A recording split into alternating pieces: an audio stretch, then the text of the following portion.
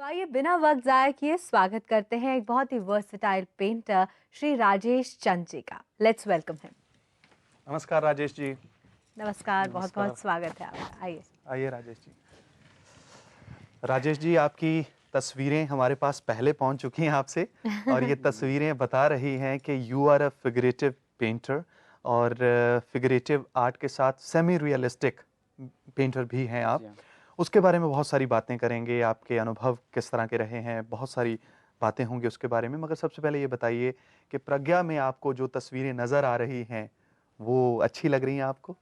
बहुत अच्छी लग रही है जी। और बिल्कुल ये गार्डन में बैठे हुए बहुत ही अच्छा लग रहा है। जी। आ रही है ना सुबह की प्रकृति की बिल्कुल, बहुत बिल्कुल, बहुत ही अच्छा। सौंधी सौंधी खुशबू और वो फील जी हाँ। बहुत अच्छा लगा आज आप यहाँ आए हैं। बहुत सी बातें होंगी आज आपसे, राजेश जी, लेकिन उससे राजेश पहले जी, आप एक सेमी रियलिस्टिक पेंटर हैं और अब तक के सफ़र के बारे में बहुत सारी बातें होंगी, मगर बचपन से शुरू करते हैं। बचपन आपका किस तरह का था? क्या यही एक फॉर्म आपने चुनी अपने आप को एक्सप्रेस करने की, या किसी और विधा में भी आपकी दिलचस्पी रही है? पहले सवाल का जवाब देते हैं। बचपन मेरा बीता है जमशेदपुर में, मेरा जन्म स्थान जमशेदपुर है। जी। चूँकि फादर हमारे सर्विस में थे, गवर्नमेंट जॉब में, तो वो जमशेदपुर में ही जॉब में थे। तो मेरा स्टार्टिंग जो बचपन का हुआ वहीं से हुआ। ठीक है। और उसके बाद फिर रांची में, फिर उसके बाद पटना में, फिर इस तरह से जैसे जैसे उनका ट्रांसफ़र होता गया वैसे वैसे हम भी उनके साथ साथ साथ साथ चलते गए। तो एक तरह से कहें कि पूरे बिहार को देखने का मौका मिला। ओके। तो बहुत कुछ करीब से जाना। और फिर मेरा जो पुराना पुश्तैनी मकान है वो गांव में है, ओके। तो गांव को भी मैंने काफ़ी करीब से देखा। जी। तो काफ़ी कुछ शुरुआत में जो मैंने काम किया है उसमें गांव का बहुत कुछ छाप नज़र आता है। अच्छा। ओके। तो और फिर उसके बाद मैं पटना में जब आया, पटना में फिर कॉलेज में गया, आर्ट कॉलेज में। नहीं, पहले गांव पे ही रहते। गांव के बारे में सबसे ज्यादा अपील क्या किया आपको? गांव में ऐसे मैं ज़्यादा रहता नहीं था। हम्म। मैं तो रहता था मैं बाहर, जब भी लेकिन जाते थे। कभी कभी जाना होता था हम्म वहाँ पे हम्म हम्म छुट्टियों में। तो फिर सबसे अच्छा वहाँ पर तो एक खुलापन, जो खेत वगैरह, बड़े बड़े खेत, और वो जब हवा चलती थी वो खेत में धान के फसल के ऊपर वो, और वो लहर जो उठती जी। थी, क्या बात वो है। बहुत ही अच्छा लगता था। ओके। हाँ। फिर गांव के बगल में एक नदी हुआ करती थी बहुत अच्छी सी, तो वहाँ पे हम लोग जाते थे, बैठते थे, तो हम्म। काफ़ी अच्छा लगता था। वो सब काफ़ी आकर्षित करता था। खाली जब तो बैठते नहीं होंगे, शरारतें भी करते हाँ, होंगे। बताइए शरारतें कौन सी निश्चित शरारत? रूप से, थोड़ा बहुत सब। तो अरे शरारत। वो ये सबसे अनफॉर्चुनेट बात ये है कि ये नज़ारे अब शहर में तो कहीं देखने को ही नहीं बिल्कुल मिलते हैं, नहीं, बिल्कुल बिल्कुल भी नहीं, वो तो माहौल, वो खत्म हो चीज़ तो चुके हैं। बिल्कुल ही ख़त्म हो चुका है। एब्सोल्युटली। और अभी जो मैं पेंटिंग कर रहा हूँ उसमें काफ़ी कुछ मैंने उसको भी डाला है अपने मगर यहाँ काम पर में। राजेश जी, ये बात मैं आपसे पूछना चाहूँगा कि सिर्फ पेंटिंग को ही आपने ज़रिया क्यों बनाया? इन तमाम नज़ारों को कैनवस पर उतारने का ही मन क्यों आपने क्यों सोचा? बनाया? क्यों कोई और विधा नहीं चुनी? आर्ट की बहुत सारी फॉर्म्स हैं, जैसे मैंने आपको बताया था। उसके बारे में हम आपसे बात। पेंटिंग में ही हमेशा से रुझान क्यों था आपका, या फिर आपको पता था कि हाँ मेरी पेंटिंग बहुत स्ट्रांग है, तो अगर भावों को भी व्यक्त करना है तो यही जरिया होना चाहिए?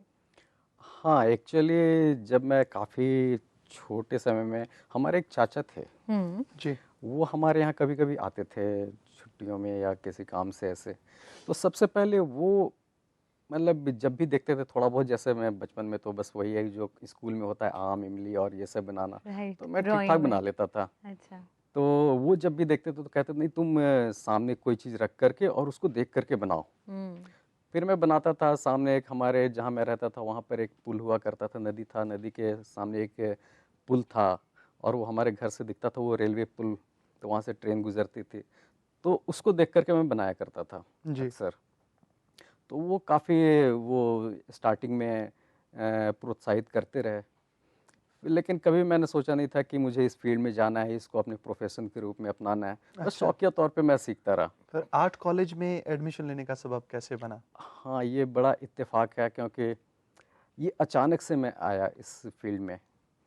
मेरे फादर जो हैं वो इंजीनियर हैं। ओके। तो वो एक बार वो आर्ट कॉलेज के बगल से गुजर रहे थे, उन्होंने अच्छा। देखा, बोर्ड देखा, और बोर्ड देख करके वो फिर घर आए, आकर के बोले कि ऐसा है कि हम ऐसे गुजर रहे थे तो वहाँ पर देखिए एक आर्ट कॉलेज का बोर्ड, तो तुम जा करके पता लगाओ कि है क्या, वहाँ पे क्या क्या सिखाया जाता है। जी। जब मैं वहाँ गया तो वहाँ पर एक ऑल इंडिया एग्जीबिशन चल रहा था। ओके। तो फर्स्ट टाइम मैं किसी एग्जीबिशन में गया था और मुझे काफ़ी अच्छा लगा वहाँ जा कर के। उसके बाद मैंने सोचा कि चलो ट्राई कर लेते हैं, अगर कुछ हो जाता है इसमें तो कर लेंगे। और मैं वहाँ टेस्ट दिया और फर्स्ट टाइम में ही मेरा हो गया एडमिशन वहाँ पे। अच्छा। और ये बड़ा इत्तेफाक है मेरे साथ, क्योंकि मैं कभी सोचा नहीं था कि इस फील्ड में जाना है और मेरा फर्स्ट टाइम में हो गया। जब एडमिशन ले लिया उसके बाद मैंने देखा कि कई लोग इसमें 3-3 4-4 साल से ट्राई कर रहे हैं और इनका एडमिशन नहीं हो रहा। जी। अच्छा, तो ये मेरे लिए एक आप जैसे, बहुत सौभाग्यशाली हाँ, थे इस बहुत ही मामले में। सौभाग्यशाली, या फिर वो जैसे धार के साथ बहते जाना, बस अपने या आप यूं को कह छोड़ दिया लीजिए और बस ये चले आए इस ये फील्ड में। वैसे भी कहते हैं ना, we should always go with the flow. जी हमेशा हाँ, समय के साथ चलते रहिए, जो होना है वो तो बस होके ही बस रहेगा। तो बिल्कुल। आपके साथ भी कुछ ऐसा ही मुझे मेरे हुआ। लग साथ रहा है भी ये कि बिल्कुल ऐसा इंडिकेशन ही थी हुआ। आपके लिए कि वाकई आपको पेंटिंग के ही फील्ड में जाना है। जाना है। और हाँ मुझे लग रहा है हाँ इत्तेफाक भी जो है वो डेस्टिनी कहीं ना कहीं हाँ, हमारे लिए बिल्कुल। बनाती है कि भाई आपको ये करना है। हम उस पर गौर करते हैं या नहीं, ये देखने वाली बात होती है। हाँ हाँ, बिल्कुल। आपकी ज़िंदगी के सफ़र में आगे क्या-क्या हुआ और कौन से थीम्स आपने चूज़ किए, मीडियम किस तरह के रहे, उसके राजेश बारे जी में हम से, बात करेंगे। राजेश जी मगर उससे ये पहले बताइए कि उस आर्ट कॉलेज में एडमिशन लेने के बाद आपको अपने आप में कितना बदलाव लगा टेक्निकल नॉलेज लेने के बाद? क्योंकि देखिए ये कुछ ऐसी हॉबीज होती हैं, चाहे वो संगीत हो, पेंटिंग हो, नृत्य हो, ये सब चीज़ें इनबॉर्न होती हैं। अगर आपके अंदर वो स्पार्क है तो है, अगर नहीं है तो उसे कल्टिवेट आज सच नहीं किया जा सकता। लेकिन जब आप इसे कॉलेज में गए और आपने ऐसा क्या बदलाव महसूस किया, क्या सीख लिया आपने जो पहले आपके पास नहीं था? बहुत कुछ सीखा, बहुत कुछ सीखा, और जो कुछ सीखा वहीं से सीखा। अच्छा। ऐसा है कि मैंने बताया कि आर्ट कॉलेज में जाने से पहले इसके बारे में कुछ भी पता नहीं था। मतलब ओके। कौन सा कलर होता है, ब्रश कैसा होता है, कितने तरह का ब्रश होता है, कलर कितने तरह का होता है, कुछ भी आइडिया नहीं था। वहाँ जाने के बाद जब बड़ी बड़ी पेंटिंग्स को देखा, खास करके उस ऑल इंडिया एग्जीबिशन में, या फिर जब फर्स्ट ईयर में जैसे हम लोग जाते थे तो हम लोगों को सबसे पहला क्लास मुझे अभी भी याद है। हमारे जो टीचर थे वो बोले कि बाहर चले जाओ और बाहर गाय वगैरह जो है वो चर रही है, घास चर रही है, उसका बैठ करके बनाओ। ओके। तो मैंने उसे बैठ करके बनाया वहाँ पे। और मतलब अभी मैं देखता हूँ तो वो बहुत अच्छा तो नहीं था, लेकिन हाँ फिर भी उस समय काफ़ी अच्छा लगता था कि अरे मैंने बना लिया। अच्छा। हाँ। तो फिर वैसे चलता रहा आज भी फिर। आपने रखी हुई है वो सारी हाँ, वो पेंटिंग? सारी रखी हुई हैं, जितने भी स्केच बुक हैं वो पुरानी पुरानी सब संभाल के, बहुत संभाल के रखी तो हुई हैं। वाह। उन गुरुओं का आप नाम लेना चाहेंगे आर्ट हाँ कॉलेज में जिन्होंने आपको तालीम दी, आपकी कला को निखारा? जी हाँ, उसमें थे यूएन झा एक थे हमारे, और प्रोफेसर श्याम शर्मा थे, रामाधीन बाबू हमारे थे, जी। रामाधीन प्रसाद। जी। तो ये लोग हमारे गुरु थे उस आज समय। भी टच में है इनके? बहुत ज़्यादा टच में नहीं है, बीरेश्वर भट्टाचार्य थे उस समय।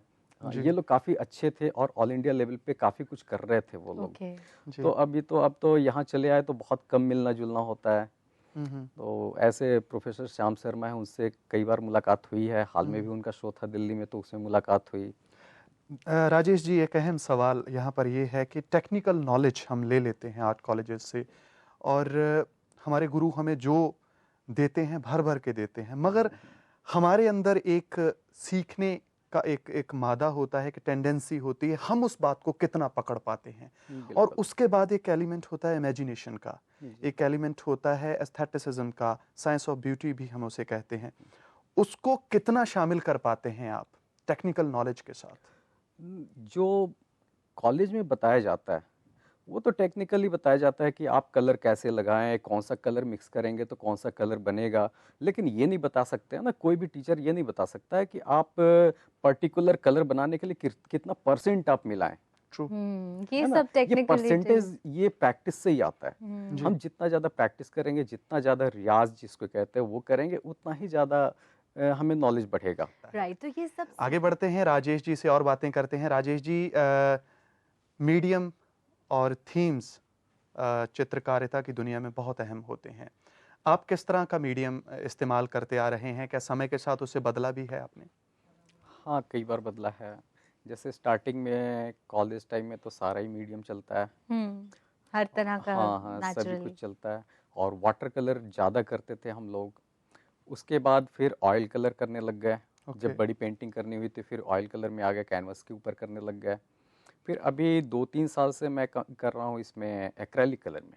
सबसे ज्यादा कैनवस। मुश्किल किस में होता है, वाटर कलर? वाटर कलर मुश्किल है, स्टार्टिंग में मुश्किल है, लेकिन जब एक बार आप सीख जाते हैं या ट्रेंड हो जाते हैं, थोड़ा बहुत आइडिया हो जाता है, तो फिर वाटर कलर से इजी और कोई है ही शायद नहीं। उसमें गलती की कोई वो नहीं रहती हाँ, ना अगर गुंज। अगर गलती हो जाए तो तो फिर वो तो फिर फाड़ के कोई फेंकने के सिवा और कुछ नहीं कर रीटेक सकता है। नहीं है, आपको हाँ, पूरी पेंटिंग बिल्कुल, दोबारा से बिल्कुल, बनानी हाँ, होगी। दोबारा से बना अच्छा, सकते जैसे ब्रेक। सुमेधा ने आपसे पूछा था कि आपकी पहली एग्जीबिशन, कहीं बातों में हम भूल ना जाएं, क्योंकि वो एक ऐसा पल होता है जब आपको काफी खुशी होती है, लोग आपको देखने आते हैं, आपके काम को देखते हैं। वो पल हमारे साथ शेयर कीजिए। पहला एग्जीबिशन जो सोलो मेरा था वो पटना में लगाया था मैंने, और उस समय मैं 3rd ईयर में था। ओके। तो 3rd ईयर में वैसे सोलो करने का हिम्मत बहुत कम लोग कर पाते हैं, क्योंकि सोलो शो जो है वो बहुत मायने रखता है। ट्रू। हाँ, उस पे उसमें रिस्पॉन्सिबिलिटी हाँ, बहुत बहुत ज्यादा ज़्यादा। होती है ग्रुप ना। शो तो लगा लेते हैं, लेकिन सोलो के लिए काफ़ी तैयारी करनी होती है, और फिर वो एक जीवन का जो ये होता है ना कि ब्रेकिंग जिसको कहते हैं, वो चीज़ होती है। तो पहला शो उस समय किया था और काफ़ी सफल रहा था। क्योंकि पटना में हम लोग रहते हैं तो सेल के बारे में तो सोच नहीं सकते, क्योंकि मार्केट वहाँ नहीं है। बिल्कुल। लेकिन बाकी रिस्पांस जो है लोगों का वो काफ़ी अच्छा रहा था। क्या बहुत सीरीज थी और किस तरह का काम था ये? उसमें मिक्स था। ओके। उसमें वाटर कलर भी था, ऑयल कलर भी था, जी। एक्रेलिक नहीं था। ओके। ओके। हाँ, तो ऑयल और एक्रेलिक दोनों में ही काम राइट। किया था उसमें। याद जाहिर है इस तरह की जो यादें होती हैं वो हमेशा आपकी जहन में रहती हैं, और बहुत इनकरेजमेंट आपको मिला होगा, क्योंकि जैसा आप कह रहे हैं solo show, it means a lot. आपकी कुछ पेंटिंग्स यहाँ पे भी रखी हुई हैं, इनके बारे में कुछ पेंटिंग्स यहाँ पे राजेश जी रखी हुई हैं। जैसे अगर हम इस पेंटिंग की बात करें और ये दोनों को अगर कंपेयर किया जाए, तो एक में हमें बड़ी एक ट्रेडिशनल औरत दिख रही है, महिला दिख रही है, और दूसरी तरफ एक बिल्कुल मेट्रोपॉलिटन की मॉडर्न लड़की दिख रही है, हैट पहन के, और हाथ काला में शायद चश्मा। उसने फूला, काला चश्मा और बड़ी बड़ी बालियां। तो एक तो पहले तो महिलाओं पर इतना स्ट्रेस क्यों है, एम्फेसिस इतना क्यों, और फिर दोनों महिलाओं, दोनों तरह की आपने तबकों को दिखाया है, इसका क्या वजह है जी?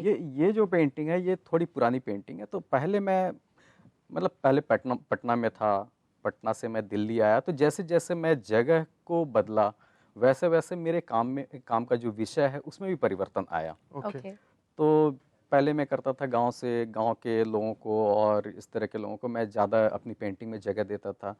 तो जैसे गांव की महिला है वो पूजा करने जा रही है थाल लेकर के, तो वो मैंने इसमें दिखाया है। जी। और बिल्कुल भारतीय जो परिधान है, जैसे वो वही मोटा मैं मोटा देख वो रही गले हूँ। में हाँ। वो पहले गांव में हाँ, जैसे हाँ, पहना बिल्कुल, करते थे, हाँ। एब्सोल्युटली वैसा ही लग रहा है। ट्रेडिशनल तो भारतीय हाँ, नारी। ट्रेडिशनल बिल्कुल माथे पे भारतीय बड़ी सी नारी। तिल बिंदी लगा के। हाँ, हाँ। बिल्कुल। और ये दूसरी और तरफ दूसरी पेंटिंग है, समय के साथ थोड़ा जैसे जगह बदला तो फिर मैंने मॉडर्न जो महिला है दिल्ली की कह लें, क्योंकि मैं दिल्ली में रह रहा हूँ, तो उसको मैंने दिखाने का प्रयास किया है।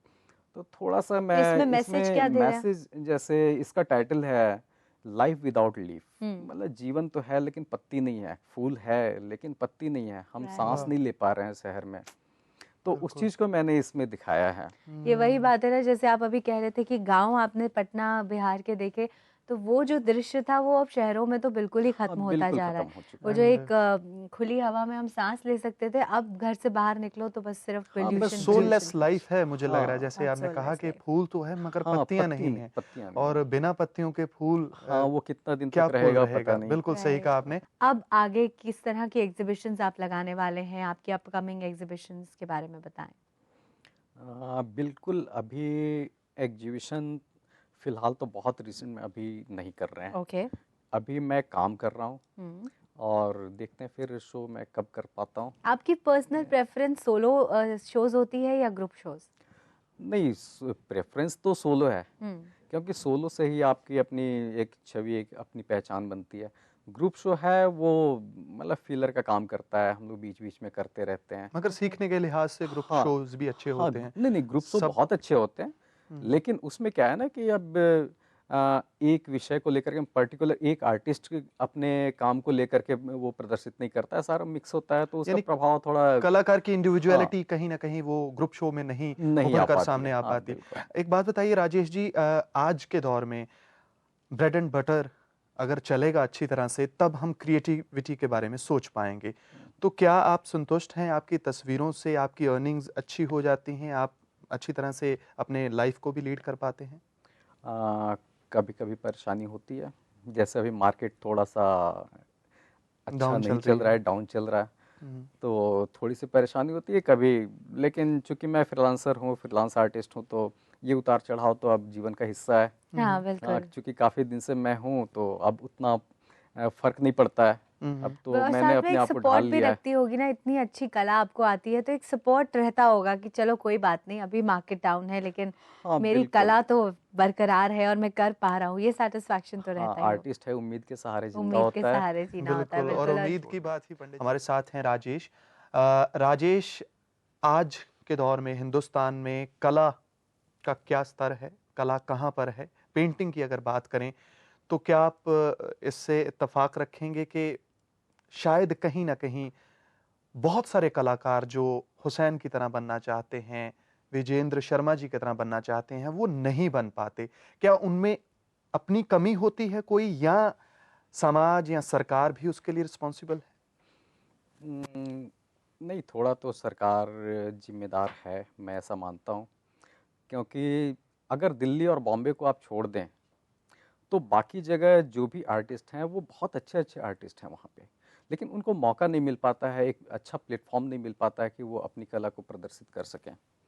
दूसरा है कि अब अगर एक हम एग्जीबिशन लगाना चाहते हैं, सोलो सोलो या ग्रुप कुछ भी लगाना चाहते हैं, तो उसके लिए एक काफ़ी पैसे की ज़रूरत होती है। जी। तो दिल्ली में चूंकि एक मार्केट है, तो हम पैसा इन्वेस्ट कर सकते हैं। लेकिन छोटे शहर में जो आर्टिस्ट रहते हैं, उनके पास इतना पैसा नहीं होता है कि वो अपना एग्जीबिशन लगा सकें बड़े शहर में या कहीं भी अच्छी जगह पे।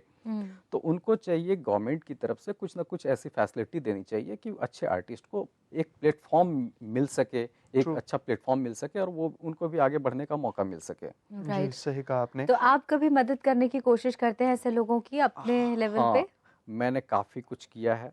हम्म। और चूंकि मैं दिल्ली में थोड़ा सा कम कर दिया, नहीं तो पटना में मैं कॉलेज से पास करने के बाद 6-7 साल तक मैंने काफ़ी प्रयास किया और काफ़ी शोज़ किए, काफ़ी कैंप किया।